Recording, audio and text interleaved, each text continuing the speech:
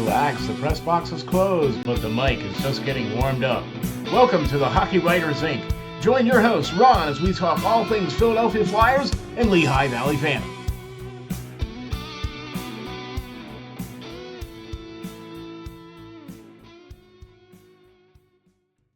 Relax. Ladies and gentlemen, welcome to the next episode of the Hockey Writers Inc. with a very special guest. That's right, we got the main man, Russ Cohen, sitting in, joining us on the Hockey Writers Inc. Russ, how are you doing, sir? Good, Ron. How are you? Oh, my man, I'm doing great. We actually got some Flyers hockey. Woo! Yep. That's Oh true. man, that's right. So we got some Flyers hockey, and we're gonna sit down and we're gonna break down rookie camp here and a couple other things that's recently happened here with the Philadelphia Flyers. So thank you, Russ, for joining us. You're By the welcome. way, folks, you got to go on to X and follow him at Sportsology. You can also check out all the number of books that Mr. Cohen has written. All you have to do is go to Amazon.com, type in Russ Cohen, and you'll be able to see up to 11 books that this man has written. Get you a copy of any one of those books. I'm here to tell you it is well worth the read. Also, check him out at sportsology.com. He's on XM Radio. He's on Locked on Flyers. He's on Elite Prospects. I mean, am I missing any of them, Russ? Nope. That's all good. And NHLDraftBuzz.com. Oh, That's there you go. that's the last one, NHLDraftBuzz.com. but that's All okay. right, okay. It's a lot.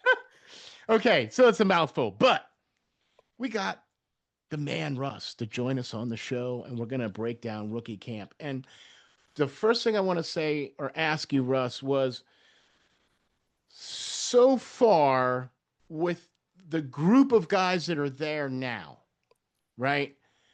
What was your overall view of just the training camp itself? Those couple of hmm days, those couple of practices, um, just what was your overall assessment?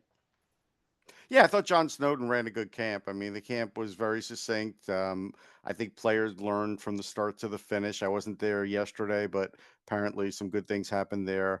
Uh, there's a good group of players, could be better. Like Oliver Bonk's been on the ice. He hasn't played in games. Luchenko hasn't played at all. Right. So, I mean, it could have been a little better. And there's guys in college, obviously Porter Martone and such, that just can't make it. So, Right. but Right. but of the guys that were there, and Jack Burgle and guys like that overseas too. But of the guys there, it's a pretty good group. If you want to talk about NHL readiness, I don't think there's any NHL readiness in the group, and I know that kind of goes against the grain because people are hoping Alex Bump will make the team, and then maybe some of them are hoping for some other players, and I'm here to tell you that while things are close, I don't anticipate it. Now, doesn't mean Yeah. they won't do it. Yeah.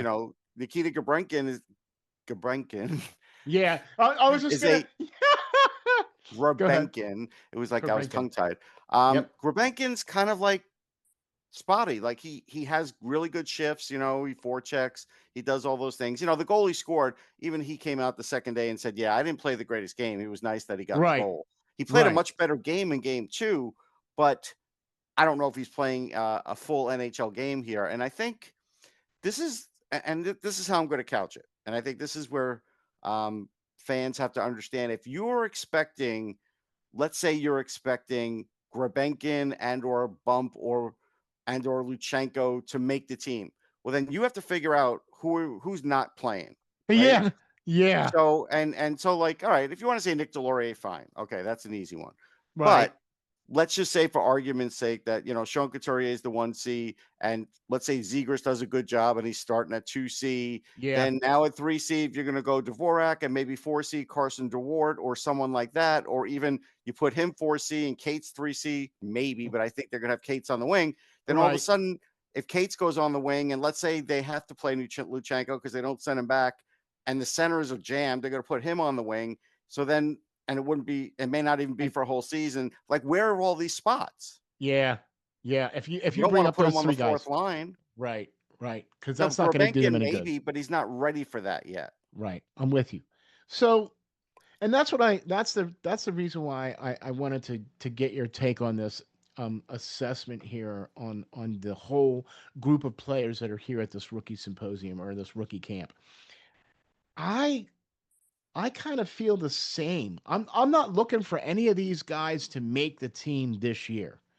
Would it be cool? All right, but frankly, I think with the Luchenko still not there, with the bump still not there. Right. You know what I'm with you on that. Look, I would love to see these guys get to play significant time in the AHL with the Phantoms, and that's exactly where I think these guys belong. Yeah. Let's Okay. see a really good Phantoms team to start. Like, it's just like build the best Phantoms team you can. You have a Yeah. new coach with John Snowden. Yeah. He's talking about player development. These guys can still use development. Let that go first and Yes. then worry about the other steps later. Because again, when you have a new coach is not going to want to play a lot of rookies. He's not. And I understand that, or guys with Right. not much playing experience. So, you look at the whole equation and you're kind of like, yeah, and look, Alex Bump is a good player. I don't know if Yeah. he's anything more than a third line player, though. And Okay. maybe at his height, he could be a second line player. But if you're a really good team, I'm not sure about that. I But the get you. same things that I was seeing out of Alex Bump at the end of the season last year with the Phantoms, I was seeing in these games. Dev Camp, I don't want to hear about how many goals he pumped in Dev Camp. Dev Camp's Dev Camp. Yeah, I'm That's with you. gone. And even his rookie games, just, it's a put together game so guys could kind of showcase, but they don't all play together. So I'm not going to hold it all against him either. But Right. it's not like he excelled offensively. He didn't. So I feel like there's still physical gains that he could get. I still feel like there's things he could learn, and Snowden's a great teacher. I don't I know if agree. I don't know if Rick Tockett's going to have the time to teach. And so that's Okay, I see another what you're thing saying. too. Yeah, Yeah. he's got a brand new team. Yeah. And he's got a lot on his plate, Talkett does. Yeah. Do you know what I mean? And I was that kind of almost the approach that Torts had? Like, was he trying to teach a little more than maybe he should have just been doing X's and O's? Or was it Well, the I other way think around? no, it was the other way around. I think Okay. he taught more than he wanted to. Yeah. And actually, I think because if you remember when he sent Cam York down and everything else, that was him Right. basically not wanting to teach. So I think at the beginning he was teaching a little more than he wanted to. Okay. And then by last year, guys would come Yeah, up for a quick thing and quick second and sometimes never come back. Like, Neil Andre they had a winning record when he came up I and was know. doing well. And then I, he got lost in the Lappy system for a while. Then he did okay. Then they sent him up and then it's like he's not good. and And then he it's got like, hurt, and and then then he got hurt and it really right, derailed him. And right. so, yeah, I think a lot of that was at play. I think Tockett will do a certain amount of teaching, but I don't think Okay. based on the fact that he's starting everything from zero, that he Yeah. has the time. Okay. Okay. And that actually, I think that's a perfect way to put that for Lehigh for this year, and I really like that approach. Russ, is make that a good team, because if you make that a good team, that only bodes well for your big club, exponentially, as far as I'm concerned. And then if you do need to bring a guy up, right, you have enough depth on your roster that they're getting. I mean, they're trying to build that, they're trying to get that, but that they can bring a guy up, and then he's not lost in the sauce for a couple games trying to figure out what system Tockett's running and the Flyers are running compared to what the Phantoms are running. Right. Everything's going to match now, which is good. So even if some of these guys start off in Lehigh, they're going to work the same thing when they get called up, right? So Yeah, so that's a positive. But the other thing is you have to also look at, like, some people tell me, well, he'll learn at the NHL level because he'll have better players around him. He'll play better with better players. That's true to a degree. Some right. players do play better with better players, but only when they're at a certain point, not when Yeah, they're still really learning. And right. so, like, the only instance that you find that it might work is, yes, if you have Zdeno Chara playing with you on defense, like with Brandon Carlo, yes, you could probably get away with that. But how many Zdeno Charas are there? Yeah, Like, yeah. it's just you have Okay. to really kind of dig deep for these examples. So I Okay. kind of I kind of default to that. But you want a guy to be able to thrive, right? You don't Yep. want a guy who's just up surviving. Like last year, Jet Luchenko was surviving. That's all he was doing. Exactly. And so the team did the right thing and they sent him down. we don't know what Jet Luchenko is right now. He was skating on the ice today with veterans, but he had a groin thing. Let's see where he's at. Like Yeah. everybody's like, well, he's too good to go back. Okay. I mean, it's not like he was, 2 points a game or Uh, anything close to that. He was on a bad team too. But the yeah. point is, let's just see where he's at. They can keep him up a while. They could try and get him traded, whatever. He could stay a while, but and space out the 9 games. But I don't know if he's ready to go gangbusters like a lot of these other guys are going to be trying to win jobs. So he's going to try, and Yep. he might be able to survive. But again, do you want him surviving on the wing or do you want him thriving at center? Because I don't know if there's a space for him at center, honestly. Yeah, and see that's the thing, and I would much rather him be playing his natural position. Yeah. Okay, because Getting full power play, PK, all of it. see, and that was the biggest thing that I think has hindered the Flyers over the number of years. You may agree to disagree with me on this, Russ, where they took a number of players and tried to basically take a round peg and force it into a square hole. Right. With changing players from being centers to wings and from wings to centers. Yeah, playing them on their offside. Like York and Sanheim had to both play on their offside for like the last 2 years. Those things, I agree. I mean, and they got some gains out of it, and they may have made them better players, right? But it's a tough road to go. I agree. Exactly. But And I look, would much, yeah, go ahead. I was just gonna say, if Luchenko looks like he's ready, I still won't play him at center. Like I wouldn't play him at center. Like you don't start him off at center in the NHL. I mean, you don't Okay. do it because again, if you want him, let's say he has a chance to be in the top 6, right? And let's just say Okay. Zegras, doesn't look as good at him as him at center, but he's going to take faceoffs against like top 6 guys that are much, much stronger than him. Like that's why you can't put him as a top 6 center. You could put him as a top 6 winger if he was certainly ready. But Yeah. again, even if you put him as top 6 winger, now who are you moving down? Like Brink, that means Brink is definitely third line, maybe fourth. Yeah. There's Yep. a lot of alterations to go there. And I'm not saying this like the Flyers are a playoff team. They're not. What I'm Right. saying is they have to kind of get a cohesion going at the beginning with a new coach. That's difficult to do. They have 7 preseason games, which next year they won't, but still, it's a difficult thing to do. And they have kind of limited time in between, you Oh, know, limited in between for sure for practices. Yeah. for practice. That's what I'm trying to get at here too. You know what I mean? So you get these camps that these guys get to have, and then that's basically the only amount of time that Tockett's really going to have with these guys. You know what I mean? And then you have to make decisions on quite a handful of players. Yes. And I'm with you, Russ. I don't think any of these guys are going to be worthy of making a roster spot. I would love to see them down at the Phantoms. Yeah. I Okay. mean, I was talking to someone with a keen eye there, and that person, we were going back and forth and we were chatting about players, and that person said, and this person has a job in the league, Yeah. and that person said, I didn't see anybody on the ice last couple of days that has given me a reason to say they should be in the NHL. And there you have it. And that went for the Rangers too, by the way. It Yeah, wasn't you just know, I for the know. Flyers. Yeah. Yeah. No, no, So no. this I this this know. goes for the Rangers too. So Exactly. Gabe Perreault, all of them included. So, and I walked away with the same impression. That Okay. doesn't mean something can't change over the next 7 games, preseason games. But again, preseason's like NHL half speed, and they're going to play. And because there's 7 games, there's going to be like 5 guys, 6 Yeah. guys, Yeah. unless it's the first Maybe. home game in the lineup at the same time. So it's again still hard to tell. Exactly. And you're not going to have a lot of the same guys that you're going to have when you have your full Right. roster Right. and things of that nature. So okay, I'm with you. All right. Now, Now, if you want to know how players did, yeah, just start firing them off, and I'll answer. yeah, so that's kind of what I want to do now because I just want to throw a couple players at you here because I don't want to Okay. spend too much time on that because you gave me an overall assessment of players. What did you think of Bjarnson? Yeah, Bjornsson, after the first couple of goals, game 1, which weren't great, kind of settled in, and so he looked good.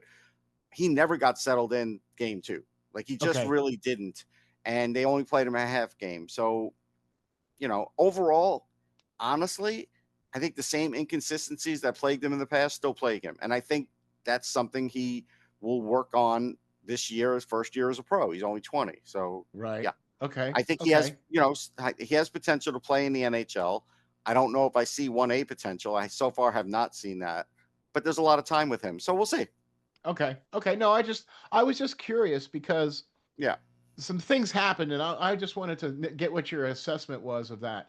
I want to pick maybe one or two defensive players I want to throw at you sure. here, and I saw a lot of folks talking about Oliver Bonk. Hmm. And give me a breakdown of what you thought he did in this rookie games and these rookie camp Well, here. remember, he didn't, yeah, he didn't play in the games. He's just in the camp. Right. Right. So what I saw out of him, and we had an exclusive interview with him on Locked On Flyers, so people can go check that out. Um, yeah, I saw really good skating. I saw him, and I'm not sure he was even skating at 100%. I think because they don't want to get him injured. So I think he was partaking, but maybe could have even looked even better. Okay. Tremendous outlet pass, really good, smooth, positioning really good. His shot, I think, has improved.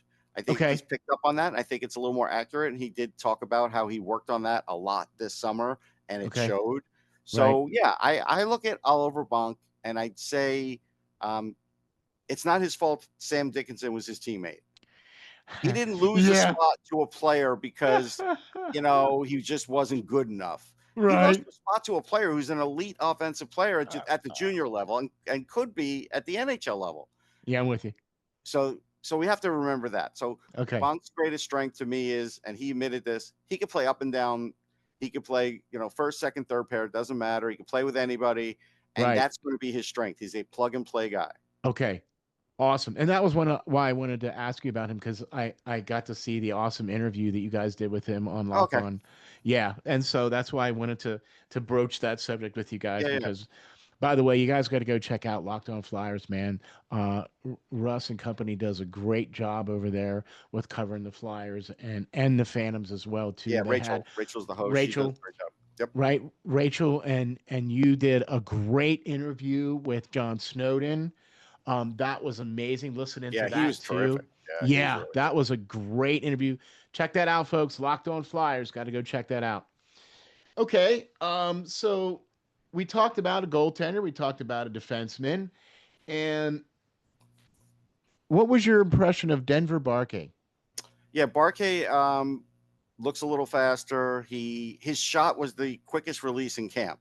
So of Okay. anybody who was shooting in camp, he had the quickest release, including Alex Bump. His Barkey's release is faster. Okay. Barkey really can rifle it or wire it on when he is like in a little bit of open ice. So that's great. Mm-hmm. We wonder how he'll find that open ice in the NHL. He found it in rookie game, and that's fine. But I think he's at like 172 or something now. I don't know how much more muscle he could really. 174. Yeah. Yeah, I don't know how much more muscle he could really put on that frame. So, Right. maybe a little man strength will come over next year or two. But he's going to have to fight through checks. He's going to have Yeah. to do things. He does have some elusiveness to him, so he hasn't really gotten creamed yet from what we've seen. So that part's good. So right now, so far so good. But he does have an uphill battle being Yeah. a smaller guy. Right. The fact that he's really offensive will make the Flyers give him every opportunity to make the club, probably starting next year, and that's good. That's good for him because he does have great offense, and he'll round out his game. John Snowden will do that, and then we'll see where he's at. Okay. So you think he'll spend some significant time with the AHL this year then? Full year. He's got to be Oh, there a full year. I wouldn't nice. even hesitate. I wouldn't even try and bring him up this year. He Okay. really, he's just turning pro. Yep. Let him get stronger. Yep. Let's see what he can do in a full AHL season. Let him be a star for that team. Boy, Russ, I really like the way you're thinking here, man. Because I see nothing but good things for the Phantoms. But in the end, I see it good for the Flyers too. Oh, of course it is. Yeah, and that's the whole thing. I think that's what people have to look at is if it's good for the Phantoms, it will translate to the Flyers. If, the Flyers have 3 of their rookies, which I don't think they will, but if they did, yeah, it doesn't make the Phantoms as good. And then, it definitely could affect some of the other players down there, their development with who they play with. I want to see them all really succeed at the same time. And hey, if 2 or 3 of them get called up next year and they've played a full year together, that's even better. Then they have Right. continuity. Maybe they even play on the same line together. Like I've seen that happen with different organizations. So, why not here? Okay. Yeah. And this is the other thing that I really like about what's going on here. I think that we're looking at a general manager and ownership now that's trying to build through the draft and is trying to build this team the right way. Yeah. You know what I mean? Yeah, And they're not taking shortcuts. They right. eventually will hit free agency. Next year they'll hit it bigger. This year Yeah. they kind of dabbled. But they're not trying to build their team through free agency. I mean, at some point maybe they have to do something about goaltending. That's Well, possible. But in the interim, it's for a short term, they do. yeah. Um, but yeah, they're doing all the other things right. And hey, have their drafts been perfect? No, I could tell you exactly the mistakes I think they made in drafts, but it doesn't mean they don't have good players. They have good players. I just feel like they could have even been better, but that's the way it goes. We'll see how that shakes out. I'm with you. I'm with you. And that's actually a pretty good segue with the fact that you think that they still need to do something with goaltenders. And boy, did Danny Briere just pull off the quaint little what are we, mid-September Yeah. move here with the trade to the Columbus Blue Jackets for a sixth round 2026 pick for Ivan Fedotov. And I'm interested to hear what your take is on this, Russ. My first take is okay, they got a six, that's fine because they also have to pay anything, and that's a big win. But this is where it's not a big win. It's not a big win because now Alexei Kolosov presumably will agree to play in Lehigh for a long time. It's not going to be like for a game, and presumably uh, will have to be happy down there. And then he's the next call up. Yeah. So, like honestly, I understand he's the younger of the goalies, and I think that's why the Flyers did this. I know they had Hmm. to get under the cap, but I think they'd still well they would have. They still would have been under the cap with Kolosov, but he doesn't make as much. I get it.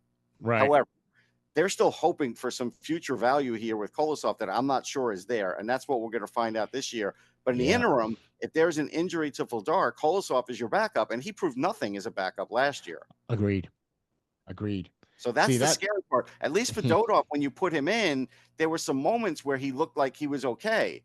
Now there were some bad moments too. Don't get me wrong, but that's what the little bit of age and a little bit of extra size gave you.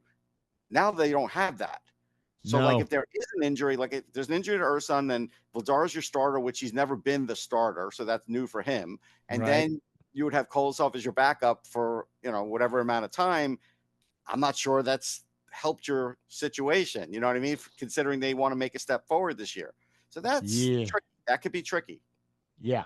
So that's what that's kind of what I was doing, Russ. Here, I was a little bit scratching my head on this one too. I get it. You cleared 3.2 off the cap, but you already paid his bonus. You don't have to pay any of the money to trade him to Columbus. Um, and you just said the kind of person, the kind of goaltender that Columbus is going to get. I mean, he showed flashes. I Yeah, think if he had a little bit different environment, I guess. I don't know. I was so high on this guy when he came over to the Flyers. I was so excited because of watching him throughout his junior career, right, winning the silver medal and right. playing really well and then But he being lost development time when he went to the front. He lost development time. He didn't play for ding, that season, and so ding, and I think ding. and I think that hurt him a little. And Yeah, so maybe this year he makes it back up. It's possible. And the elephant in the room is I know there's some Flyers fans that think, well, they've cleared the space so they can go and offer Carter Hart something. And I don't uh-uh. know. I can't tell you what's going to happen with that. I think Danny will answer to that this week because he'll Okay. be asked that. And Yep. then we'll see what happens with that. But I know that's what some people are thinking. I think that door is closed It in might be, it might Philadelphia. not be. I can't tell you for sure.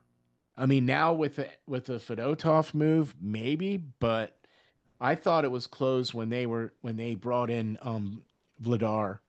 I Seemed really that way, but yeah, we yeah. don't know. Oh yeah, yeah, we don't know. All right, hey, Sports can be whatever. weird. Like I can't say definitively.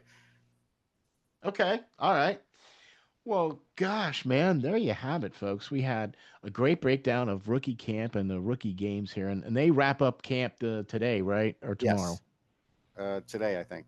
Today. Okay. Final practice and everything today. So for the rookie camp. And then training camp for the big club starts the 18th. We don't know for sure. It's either Thursday or Friday. Nobody Okay. knows for sure yet.